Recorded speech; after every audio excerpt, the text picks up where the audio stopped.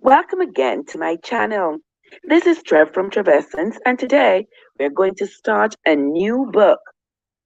A few days ago, we completed the book Spare, written by Prince Harry, and I enjoyed that read immensely, and I'm sure you all did too. For those of you who are new here and you have not yet listened to the read of that book, go ahead and listen to it through the playlist. I sincerely appreciate those of you who have come into the channel and stayed into the channel by subscribing. I thank you so much. And to all my returning travelers, I want to say thank you for your continued support. Today, we are going to start the reading of a new book called Twice in a Lifetime by Dorothy Garland. And this book is a New York Times best-selling book by a best-selling author. Also, Dorothy Garland is one author who has been um, celebrated by the likes of Oprah. So we are in good company, people. I'm going to read for you what this book is about before we start. It says, Clara Sinclair has learned to live one lonely day at a time. It was the only way she managed to survive her husband's death in World War II and raise their two sons alone. But now she's at a loss as to how to handle the defiant teenager he has become, even as she struggles to keep her family financially afloat. She's fresh out of ways to turn her luck around until a daring stranger's unexpected kindness sparks hope she hasn't felt in a long time.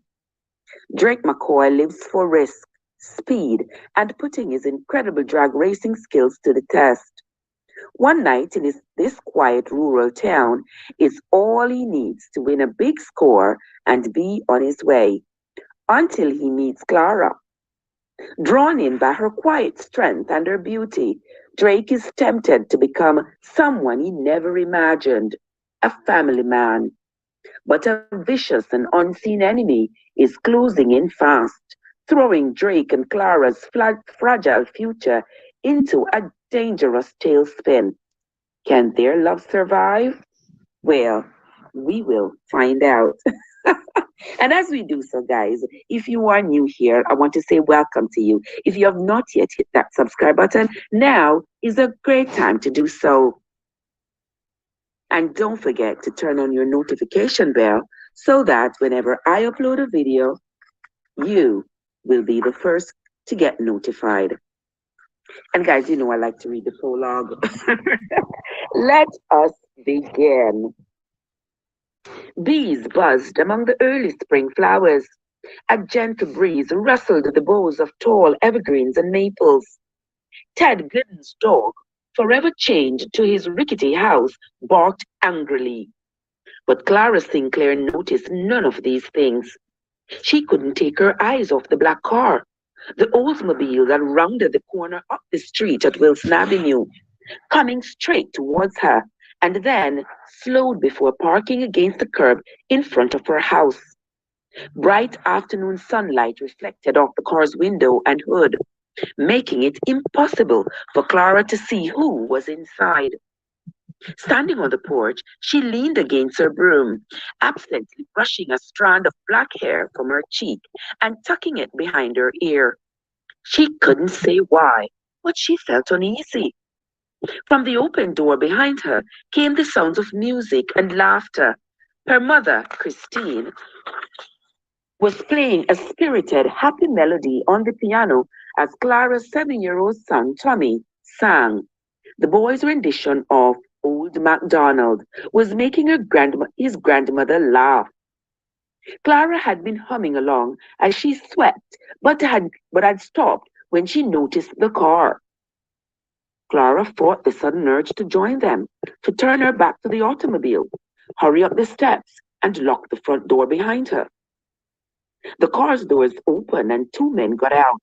The first was dressed in a crispy pressed military uniform. Medals decorated his chest. He glanced down at a piece of paper in his hand, then peered up at the house, his eyes taking in the large windows, the intricate lattice work along the porch, the steep pitch roof, and the fluttering American flag before finally coming to rest on Clara. He held her gaze for only a moment before looking away. But it was the other man who shook her. He was older, his hair a snowy white that thinned towards baldness on the top. He wore the dress of the clergy, the, the familiar starched white collar atop a black shirt, and had a well-read Bible in his hands. Unlike his military companion, his eyes found Clara's and didn't look away. The gentle smile he offered accentuated his many wrinkles. Clara knew why they had come. Men like them had gone to Abigail Townsend House 2 years ago, had traveled through a blizzard to Samantha Clinton's on Christmas Eve, had left Anna Tate crying inconsolably, and had changed the lives of countless other women in every state across the nation. These men acted not out of malice, but out of duty. And now they had come for her. The realization caused her heart to beat faster and an icy chill of dread to wash across her skin. Good afternoon, ma'am, the military man said as he took off his hat and slipped it beneath his arm. I'm Captain Colson of the United States Army. Nodding towards his companion, he added, This is Father Booker with the Chaplain Corps. Up close, the clergyman looked as worn as his Bible.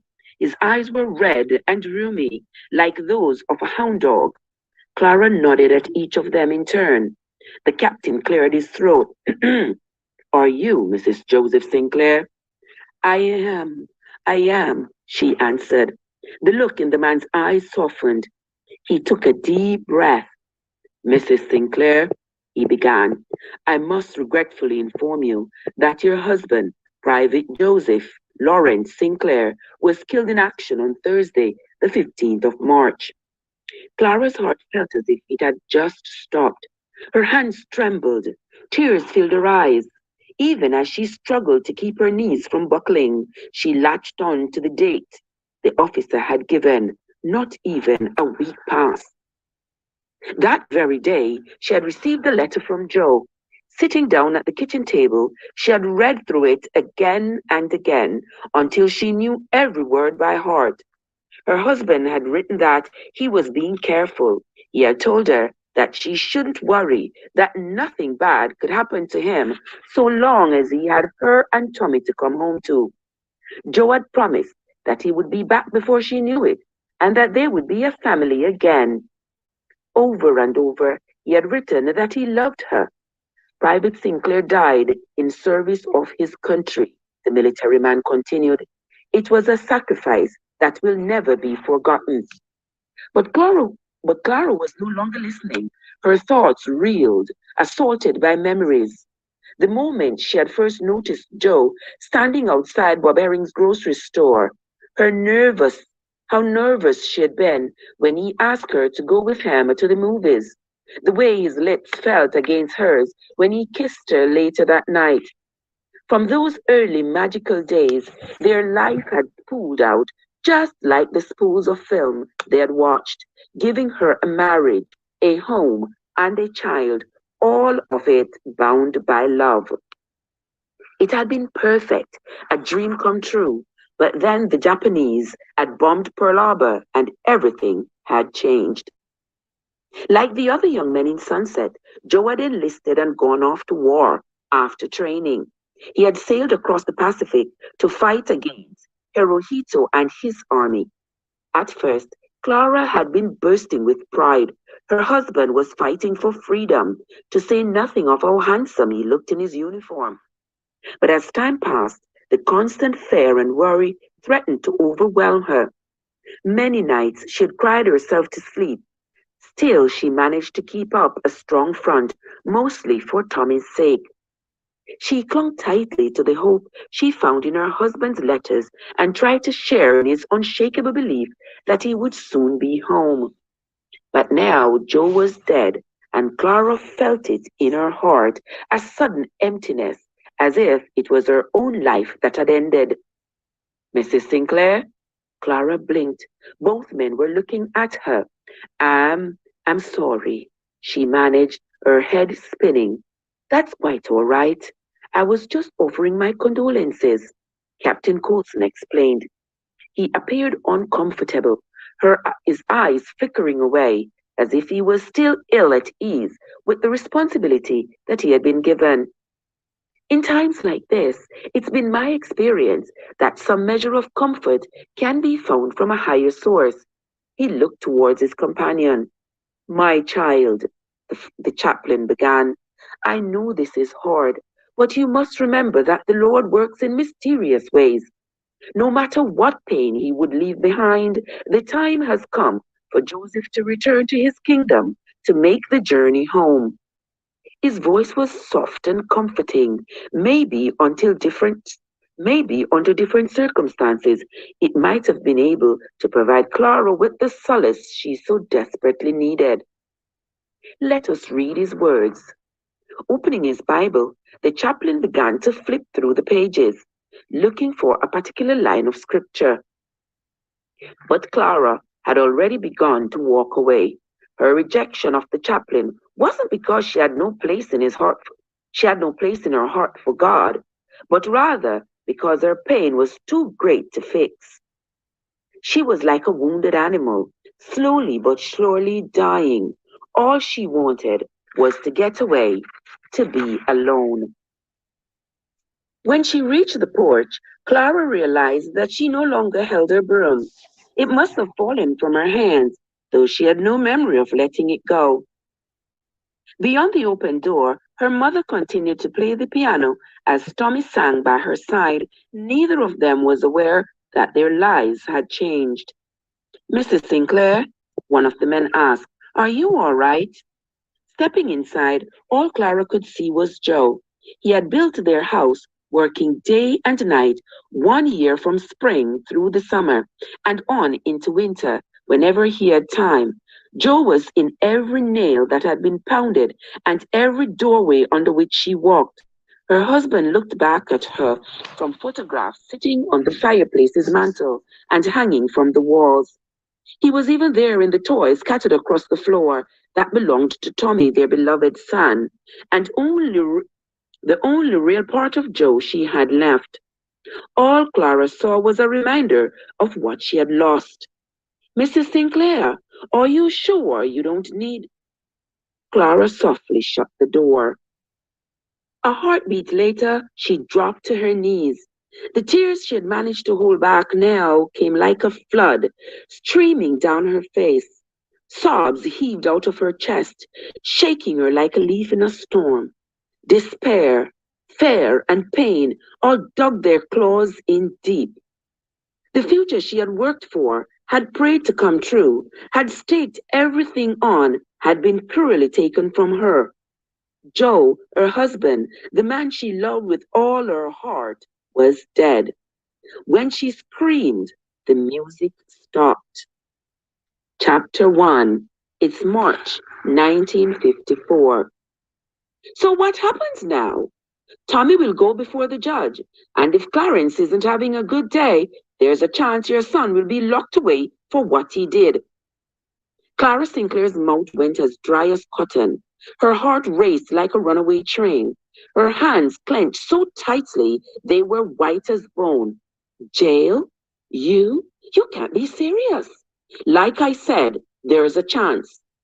Frank Oglesby had been Sunset's sheriff for as far back as Clara could remember. He was getting on in years, now somewhere just past 60 and beginning to show signs of his age. His formerly black hair was touched with white and thinning on top. His eyes were framed with crow's feet and a dusting of age spots, and his uniform had grown tight around his stomach. But while Sheriff Oglesby might have begun to diminish physically, he still commanded the respect of his town. He was tough but fair, the sort of man who listened to both sides of an argument, no matter whether the person making it was poor or rich, white or black, educated or otherwise. So when he said that her son was in trouble, Clara worried. The problem, the lawman continued, leaning forward to put his elbow on his desk, is that this isn't the first time Tommy's slipped up. No, it isn't, she reluctantly agreed. Ever since her husband had been killed in the war, Clara had noticed a change in her son. Whereas Tommy had once been a precocious, kind, and inquisitive boy, with the death of his father, he had slowly become withdrawn and argumentative. His grades at school had begun to suffer, and as the years passed, Clara noticed that fewer parents wanted their children to spend time with him. When Tommy had become a teenager, his problems worsened. More than once, Clara had smelled alcohol on his breath. She suspected that some of the things she found in his room were stolen. When she confronted him about it, where he had gotten the money to buy them, he laughed in her face. Finally, he had been caught kicking over a fence post on Homer Chestnut's property. Fortunately, the old farmer had declined to press charges, but even then, Tommy had shown no remorse. Alarmed, Clara had desperately tried to reach her sons, but no matter what she said, regardless of how hard she pleaded or even threatened, nothing made any difference. As a mother, she felt both helpless and hopeless. Now here she was, miserable in the early dawn hours, sitting in the sheriff's office. "Are you sure he did it?" she asked. The lawman nodded. "As sure as I can be without catching him in the act." "Then you don't know for sure. Maybe he stumbled across it. Given time, he might have come to you and told you what he had found." The sheriff's expression hardened. Clara imagined all the times he had done this before, sitting at his desk, explaining to families that the one they loved wasn't as innocent as they believed. According to Sheriff Oglesby, he had driven his police car across the Sunset Cemetery around 10 o'clock the previous night. A full moon shone brightly, so he had shut off his headlights. One by one, tombstones had passed in the gloom until, unexpectedly, one hadn't. Curious, the lawman switched his lights back on and discovered Tommy Sinclair standing frozen in the beams. Lying beside him were the remains of a grave marker, broken into dozens of pieces. The sheriff had arrested Tommy for pushing it over. It was a deliberate act of vandalism, one that would surely ignite a scandal in town once word got out. What other explanation could there be? He wouldn't have gone to the cemetery alone, Clara offered, grasping at straws. You know who he's running around with these days. It could have been any of them. Maybe they started for the woods when they heard your car. The sheriff shook his head. Tommy was the only person I saw, he explained. Besides, I asked your son if there was anyone else with him, and he said there wasn't. Clara wanted to insist that Tommy was lying, that he was trying to protect someone, but she bit her tongue. And I've got a pretty good idea who is. For the last couple of weeks, Tommy had been spending time with Naomi Marsh, the daughter of Wilbur Marsh, the owner of Sunset's roughest bar. Older than her son at 19, the girl was a troublemaker. Naomi smoked, drank, and had a mouth filthier than any trash can. But she was also beautiful. She had cavorted around with so many men that most folks in town had lost count. For reasons that escaped Clara, Naomi had developed an interest in Tommy. The boy had proven to be defenseless against her charms. No matter how much Clara protested, regardless of what she said or did to nip Tommy and Naomi's relationship in the bud, nothing had worked. Clara's growing fear was that Naomi would ruin her son. Now, even though Sheriff Oglesby hadn't seen her, Clara was convinced that the girl had been involved in what had happened at the cemetery. Would Judge Parker really send Tommy to jail? She asked fearfully. The lawman shrugged. We'll have to wait and see, but he's just a boy, Clara argued. 16 is almost a man. It certainly is in Clarence' eyes. Odds are he won't show much leniency. But, but to lock him away. Younger than Tommy had been sentenced for less. The judge believes that sometimes behind bars can do a wayward boy some good. He thinks it scares the crooked nail straight. Sheriff Oglesby paused. In this case, he might be right. Listening to the lawman, Clara feared that she had failed her son despite all her best efforts. She thought of Joe. What would her husband think if he could see the mess she had made of her and Tommy's lives? Struggling to hold back tears, she bit down on her lower lip and turned to look out the sheriff's lone window. Outside, dawn had just begun to color the sky. The sheriff noticed. Frowning, he pushed himself out of his chair and went to sit on the corner of his desk, right in Clara's line of sight.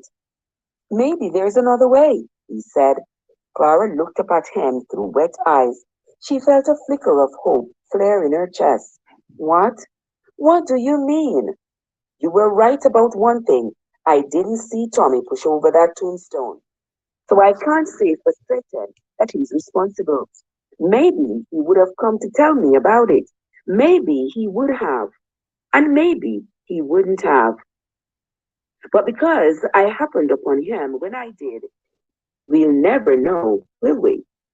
Clara's heart raced. But you said, the lawman sighed. I know things have been hard for you, Clara, he replied. Raising a child nowadays isn't easy. The good Lord knows how much trouble I had with my own two boys. But to have to do it all by yourself, it doesn't seem fair to hold it all against you for how Tommy has turned out. I'm not looking for pity, she replied defiantly. That may be, the sheriff said, but you should take it all the same. It's the only thing that will keep your son out of jail. He got up and fished a mess of keys from his pocket. When he looked back, the compassion in the lawman's eyes had vanished, replaced by a hardness that unnerved Clara. Once I've said my piece, we'll go to the cells. I'll let Tommy out and you can take your son home. But let me be clear about something, Sheriff Oglesby said, his voice low. This here is your son's last chance. The next time he screws up, whatever the reason, he'll stand before the judge and get what's coming to him. Your father was a good friend of mine, and the whole town feels bad about what happened to Joe. But none of that will matter if Tommy can't keep his nose clean. I won't help him or you anymore. Clara was grateful for the tremendous favor she was being given, but the meaning of the sheriff's warning wasn't lost on her. Do we understand each other? He asked. She nodded, promised herself that this time would be different.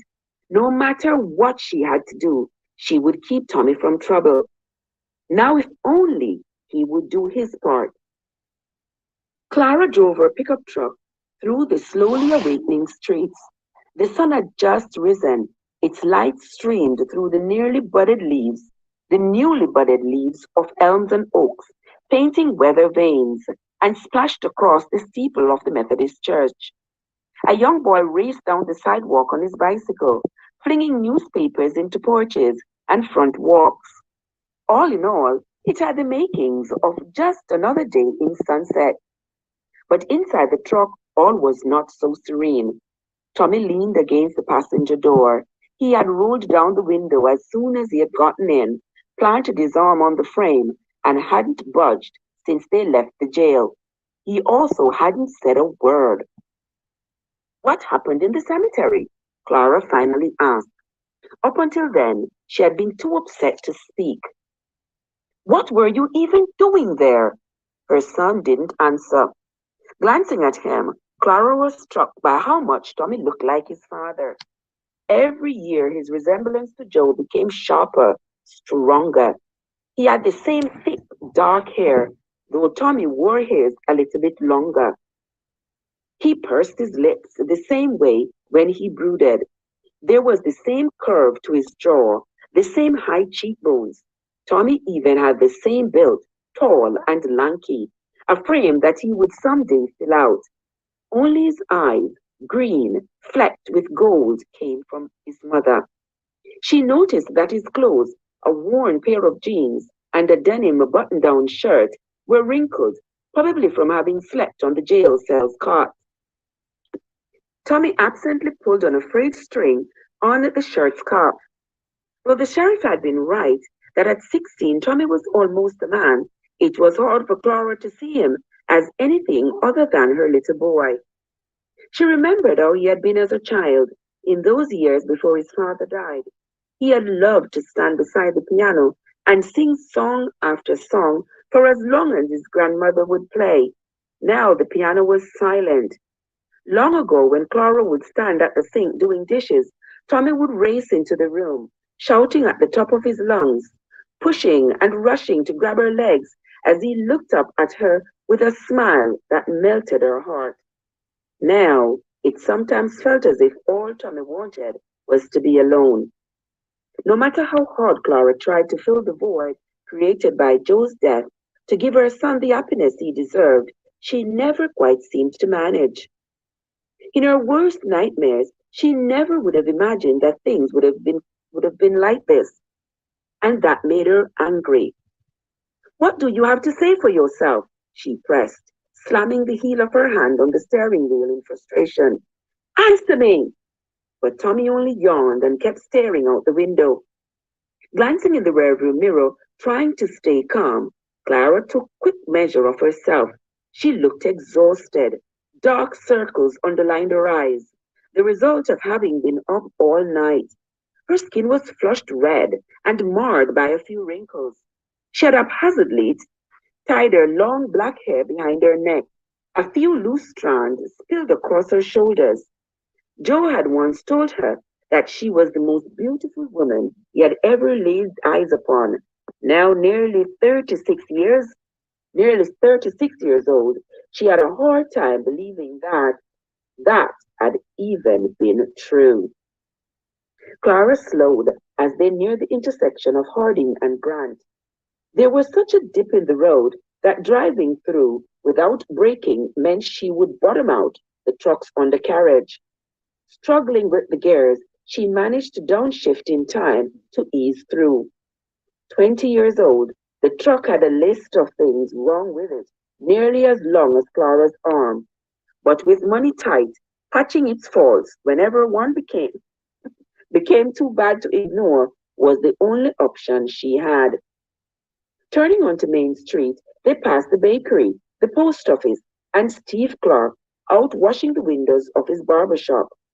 2 blocks later, they saw the tavern that Naomi's father owned, shuttered and dark after the previous night's drinking. Unlike the other businesses in town, the marshland didn't show signs of life until after the sun had gone down. Clara watched her son as they drove past, expecting some sort of reaction, but he gave none. They were almost home, and she still hadn't gotten any answers. I can't believe you are going to just sit there and say nothing, she snapped. Why should I? Tommy finally replied, yawning again as he ran a hand through his unruly hair. His voice wavered a bit, changing as he was from a boy to a man. Besides, you are doing plenty of talking for both of us. I want to know what happened. No, you don't, he said, looking over his shoulder at her. His narrow eyes were dismissive, as if she was the child. Yes, I do, Clara insisted. What you want is for me to say something to make you feel better, even if it's a lie. I want the truth. Tommy gave a condescending snort. Naomi says you never let anything go, like a dog with a bone. Was she there with you? Tommy didn't reply, which was answer enough. Clara's heart raced. Her fears of the girl's involvement had been well founded. Tommy, she's nothing but trouble. Naomi told me you'd say that too.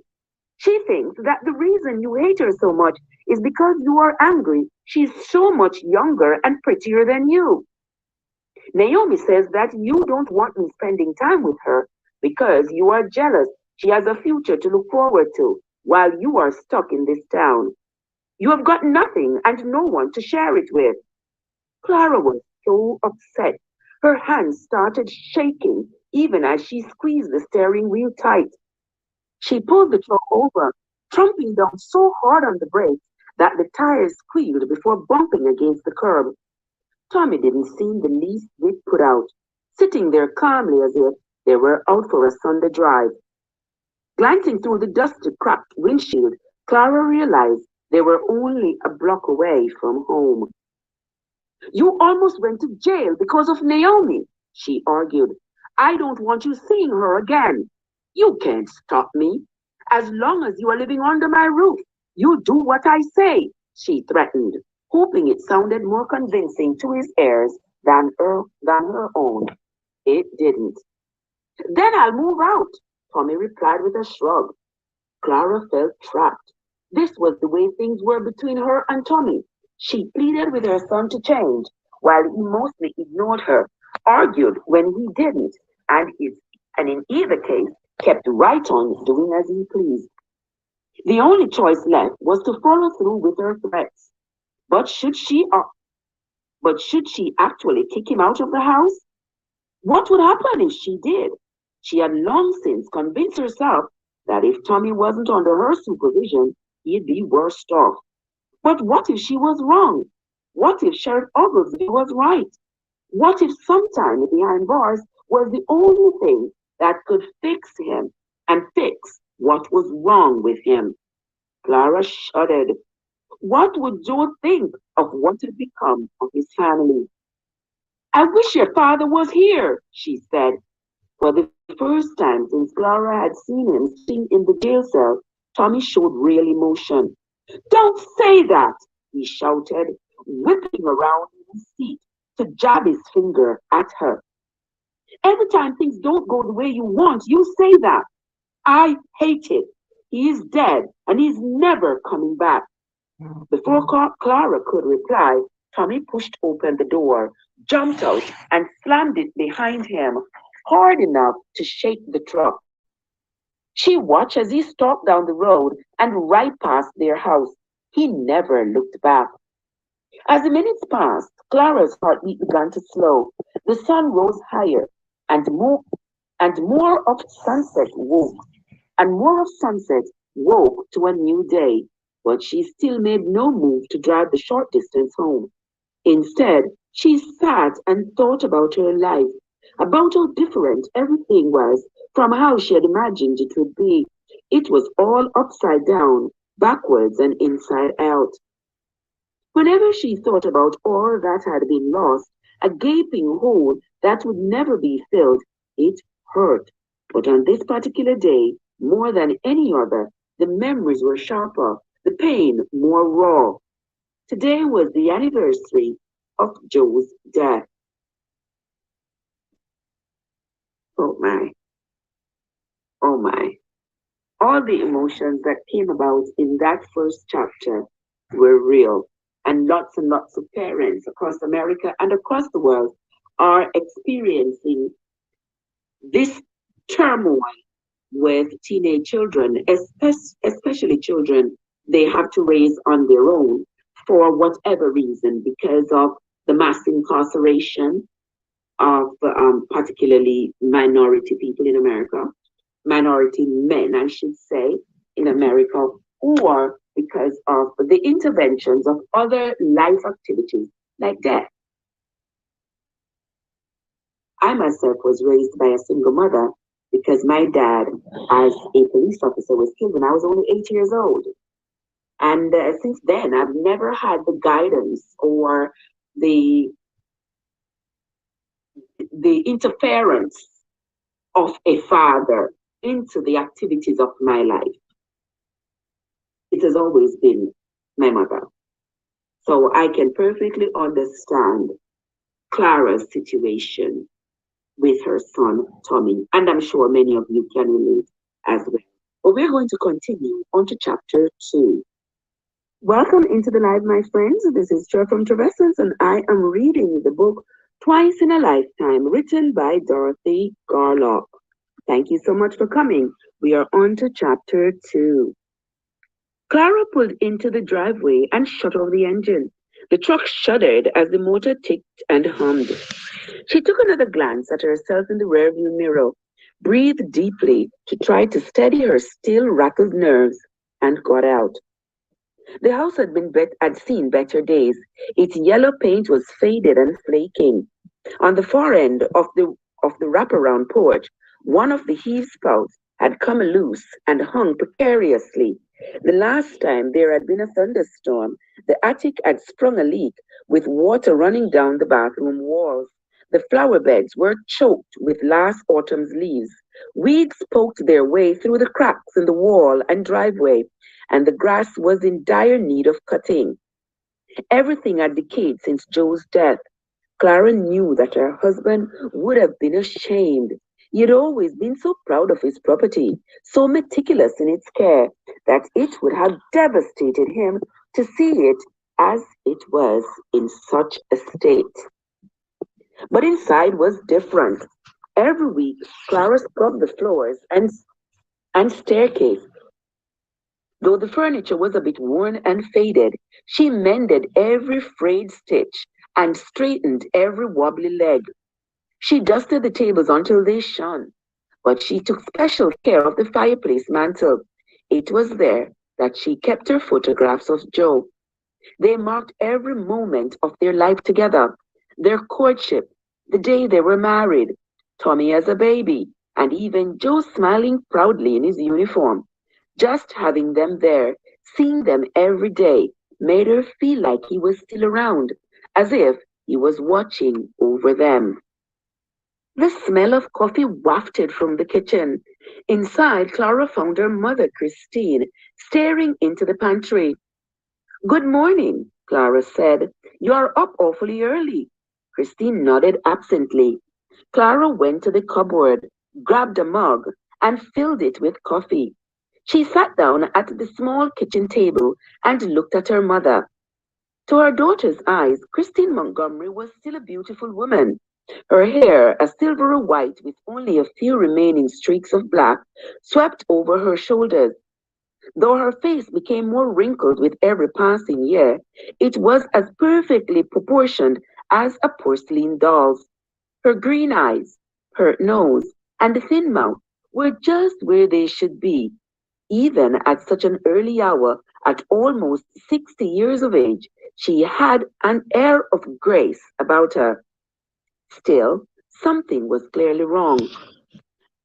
As Clara watched, Christine took a hesitant step into the pantry, raised her arm as if she was about to grab something, but then quickly moved back, her face a mask of confusion. Mom, is everything all right? Of course it is, Christine answered with little conviction, offering a smile that never quite managed to reach her eyes. It's just that since I was up, I thought I might make breakfast. I put on coffee and then opened the pantry, but that's as far as I got. Gesturing at the door, she added, I kept thinking that if I stood here long enough, it'd come back to me, but I'd be darned if I can remember what I wanted to make.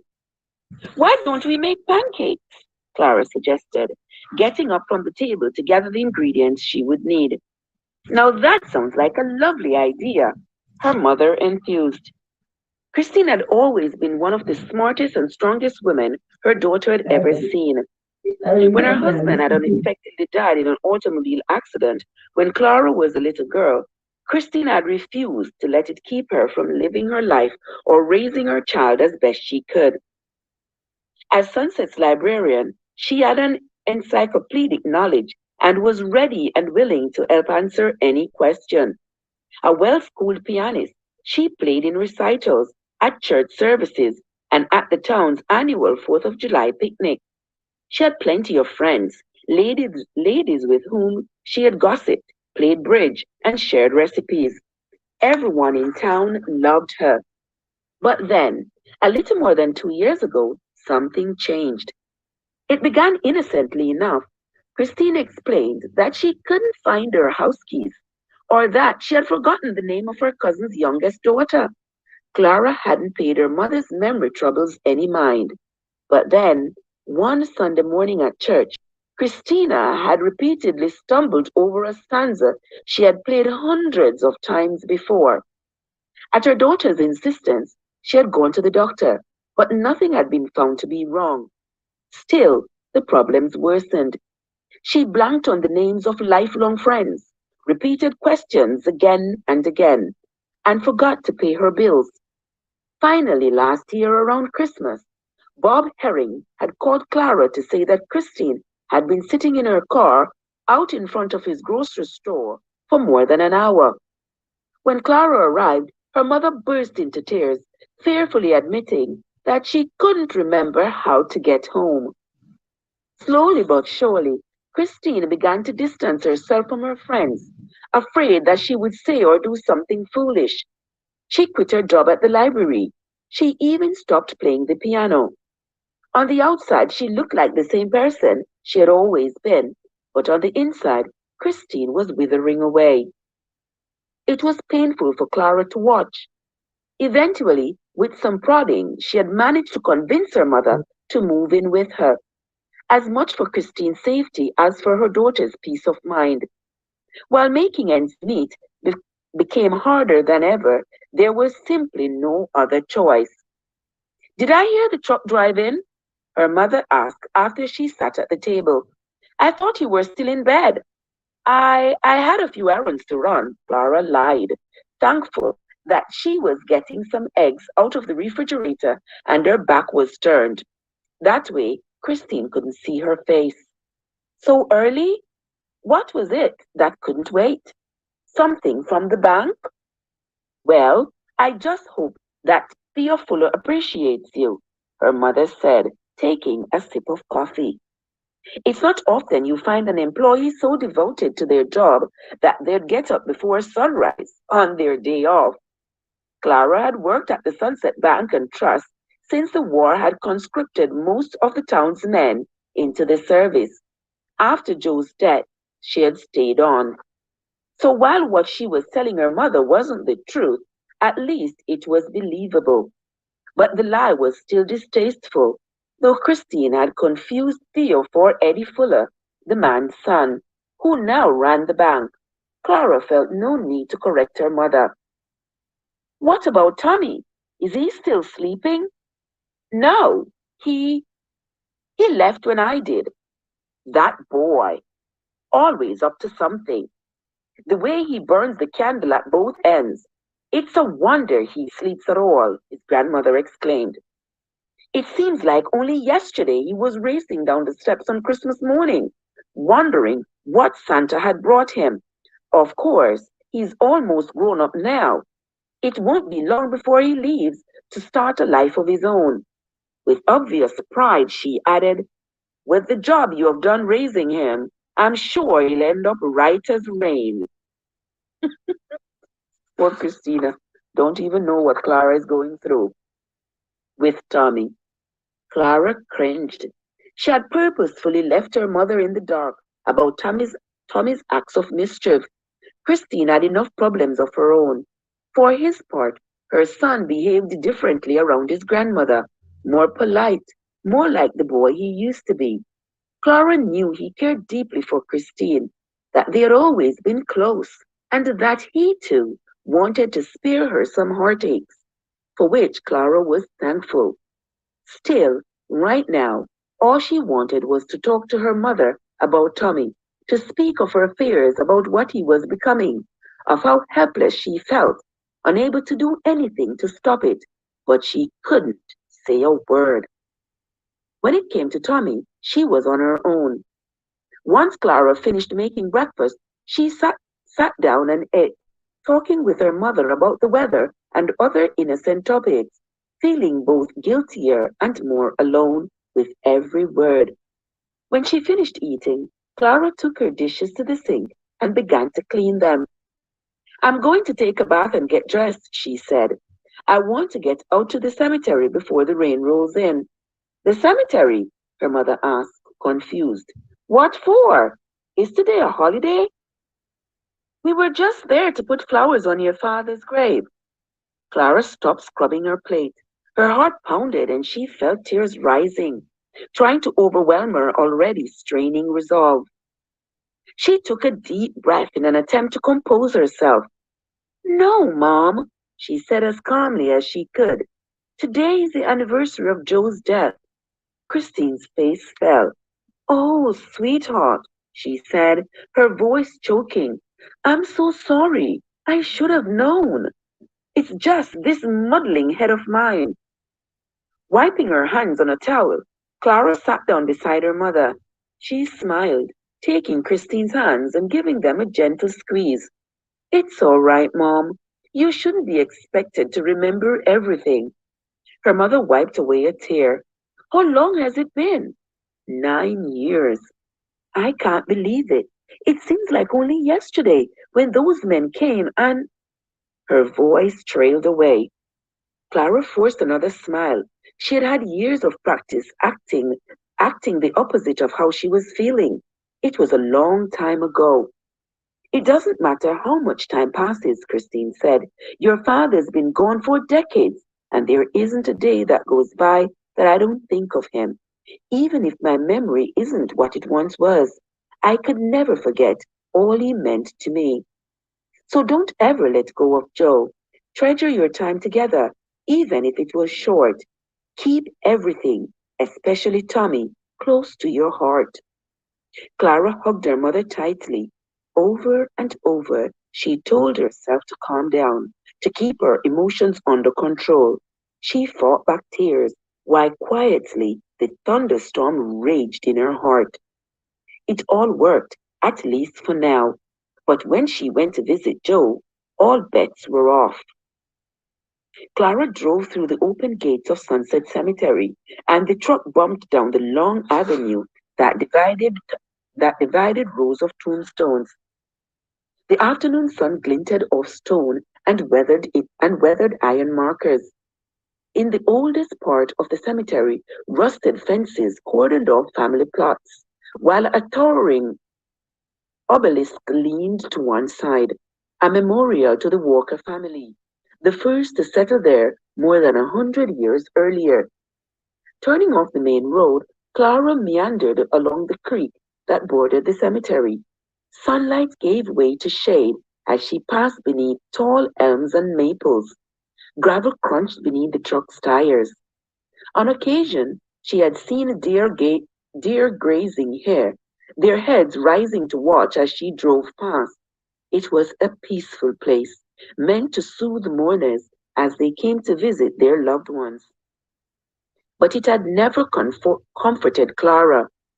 In the years just after Joe had died, she had come often.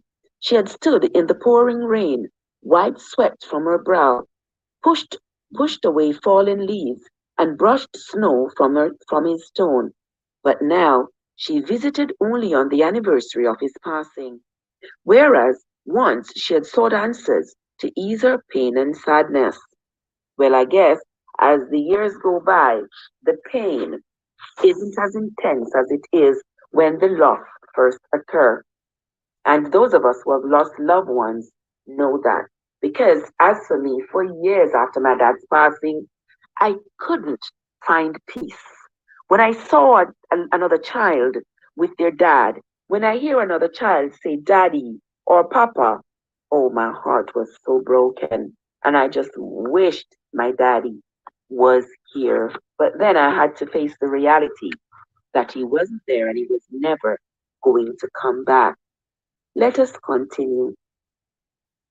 But now she visited only on the anniversary of his passing, whereas once she had sought answers to ease her pain and sadness, Clara had come to understand that the only things waiting for her here were more tears, and she already had plenty of those. Clara drove on as the road wound along the creek before finally climbing a short hill when the truck crested it, she stopped. Ahead, two men were pitching the pieces of a broken tombstone into a wheelbarrow. Immediately, Clara understood that this was the marker Tommy had been accused of knocking over. Fortunately, Joe's grave was in the opposite direction, so she wouldn't have to get too close. She imagined that the men would have been able to sense her shame as if she was responsible. For almost 100 years, the men of Sunset had marched off to war. Many had died. In the oldest part of the cemetery, there were plots for soldiers who had fought in the Civil War. Their simple stones, faded by age, and speckled with moss. There were graves for those who had gone off to the Spanish-American War.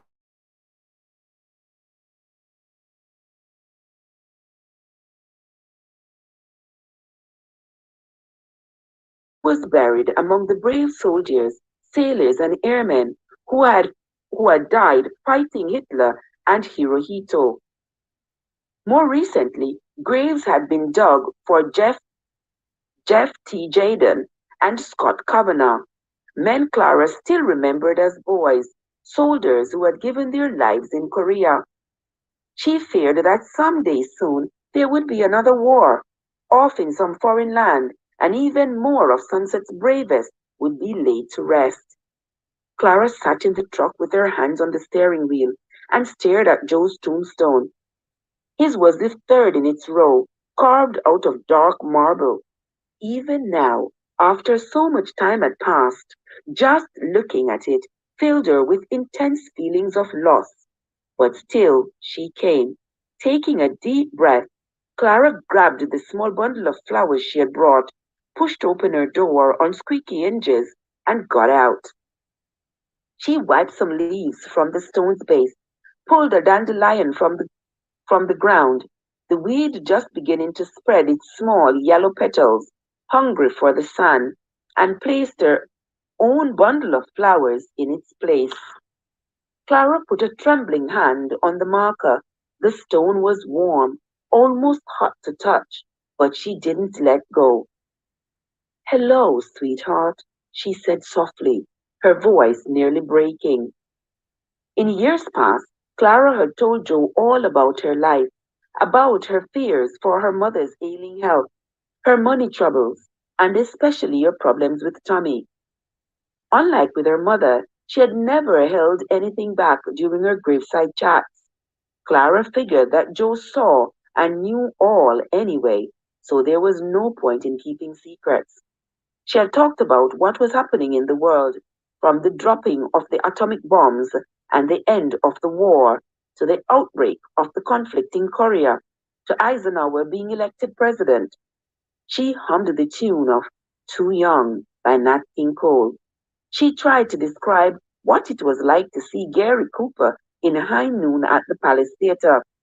She even told him about Jackie Robinson's debut with the Brooklyn Dodgers. Joe had been such a big baseball fan that she knew it would have mattered to him. She spoke as if they were sitting at the kitchen table, poring over the newspaper together or listening to the radio. She had laughed, she had worried, she had been afraid, she had cried. But not today. Today she didn't know what to say. After all the long years she had spent missing her husband and struggling to care for her family and herself, Clara was tired, exhausted in both body and mind. In her weakest moments, she had even considered giving up, surrendering to her problems. But she knew that if Joe were alive, he'd be furious with her. He hadn't been a quitter, even during the worst of times. He would tell her to pick herself up and make things right, no matter what it took. Sometimes Clara wondered if Joe must have Sometimes Clara wondered if Joe wouldn't have wanted her to find someone else, a man to love and help care for her. Hmm, Clara now thinking, wow, it's been a long time. But now she's thinking about a man. Hey, I tell you guys, sometimes we cannot deny the desires of the heart. But let us continue. Sometimes Clara wondered if Joe wouldn't have wanted her to find someone else, a man to love and help care for her. Over the last 9 years, she had had her share of suitors, men who were interested, but when they saw the sadness in her eyes, they had walked away. Clara had closed off her heart, burying it like she had buried Joe, never to allow it to love again. Her husband had been the man of her life. There could never be another. She was alone and would stay that way. Ah, I miss you, Joe, she said as her hand ran along the top of the tombstone, the only caress she could give him now. Tears fell down her cheeks. Clara had managed to hold them back when she had spoken with the sheriff through Tommy's outbursts, witnessing her mother's forgetfulness, and during her drive to the cemetery. But now she's no longer able to hold them back. Help me, sweetheart, she sobbed, sinking to her knees in the grass. Now, when she really needed an answer, all she heard was silence. That's the end of chapter 2, my friends, of the book Twice in a Lifetime by Dorothy Garland. Thank you all so much for listening. This book seems to be gearing up to be a winner, like it is on the New York best sellers list. And I hope you all stay with me as I read this book, 2 chapters a day. Thank you all so much, my friends. For those of you who are just coming into the channel, a very, very special welcome to you. Thank you so much for coming. Don't forget to hit the like button. And if you've not yet subscribed to the channel, now is a great time to do so. And to all my returning travelers, I want to say thank you for your continued support. Until next time, my friends, this is Trev from Trevessence, where your journey matters.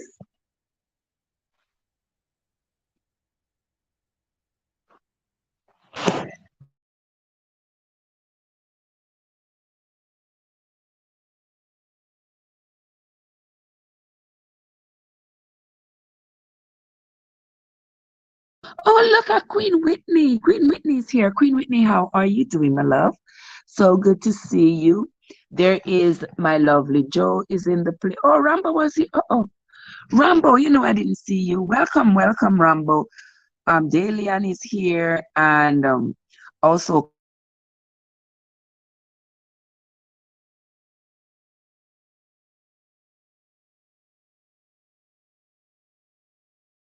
so good to see you. Thank you so much for your love. Thank you so much for your support. Well, this book, I noticed that I said Dorothy Garland. I don't know why I said Dorothy Garland. It's Dorothy Garlock. Trev, get a hold of yourself. Sometimes when I re-listen to the things I say, I realize, oh, that's what I said. Oh, really? Okay. Cortian is also here. How are you doing, Cortian? Good to see you. Happy Tuesday, everybody. I hope everybody is gearing up to have a fabulous Tuesday. I know for my friends over there in the UK, their day is almost halfway through, and ours is just beginning. It happened. It happened. Lots of things have happened, and lots of things keep happening. And we are going to allow things to keep happening the way they should. So, anyway, guys, that's going to be it for right now. I have a couple of things that I must get done for today. We're going to be doing a live later on in my backyard garden. It's spring, and I'm starting to get my garden together. So, we're going to do a live back there before the sun comes up and ruins everything. Yeah, so we will be going back there maybe in about the next hour. So come back and join me in about an hour's time when we go in the backyard to do some work in the garden. All right, guys, thank you so much. To that. You look forward to see me. Okay, when we're in the garden, y'all will see me. We'll be all right. Yeah, I gotta go put I have to go plant some seeds and some other things I gotta do. But we'll be doing it together. I don't mind sharing my world with y'all. All right, so you all have a great day. Bye, Queen Whitney. I'll see you later, my love. Have yourselves a great day, everybody. Until later on when we come back. Okay? Ciao.